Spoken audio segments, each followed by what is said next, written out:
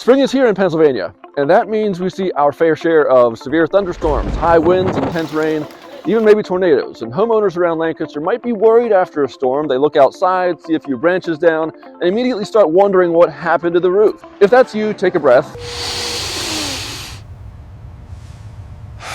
We're here to guide you through the steps so you can figure out what to do if Mother Nature has been working on your roof.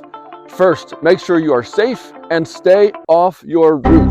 Now this is a big one. Do not climb up there right after a storm. Even if things look minor from the ground, your roof could be slick, unstable, or damaged in ways you can't see. Wet shingles, loose flashing, hidden soft spots, fallen debris can turn into a bad day real fast. This is not the moment to play part-time roofer. You're better off inspecting from the ground. And honestly, you can usually tell if the roof has taken on major damage from down there anyway. Now, if it's really damaged, call a roofer as soon as possible.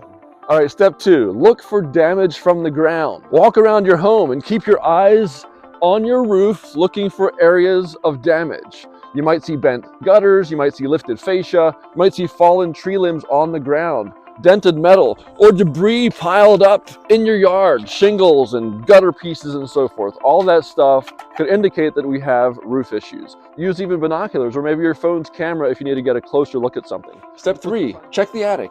If you can safely get into your attic, take a look around. Check for water stains, damp insulation, dripping, dark spots on the wood, or sunlight maybe coming through where it shouldn't be.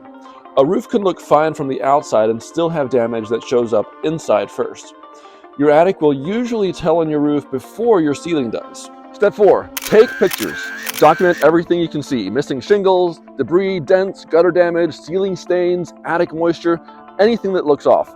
Get wide shots and some close-ups of the actual damaged spots. This helps a lot if repairs are needed, and it's huge if you end up dealing with insurance. Step 5, call a trusted roofer, like Joyland. Once you've looked things over from a safe distance, call a roofing company you can trust and schedule an inspection.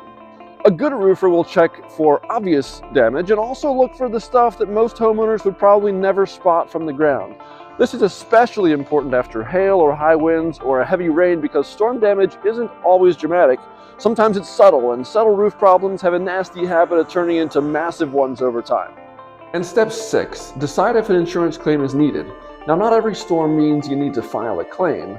Sometimes the damage is minor, a straightforward repair makes more sense. Other times, there's enough storm-related damage that it is worth involving your insurance company, and a reputable roofer can help you understand what they're seeing and whether the damage looks claim-worthy or not. Now, the goal isn't to force a claim. The goal is to make a smart decision based on real damage, not just panic and guesswork. So if a storm hits your roof, remember this: stay off the roof, inspect from the ground, check the attic, take pictures, call a trusted roofer, and then decide whether insurance should be a part of the conversation. The faster you catch storm damage, the better your chances of avoiding bigger problems later on. So give us a call after the next strong storm blows through. And no, a blue tarp flapping in the wind is not a long-term strategy.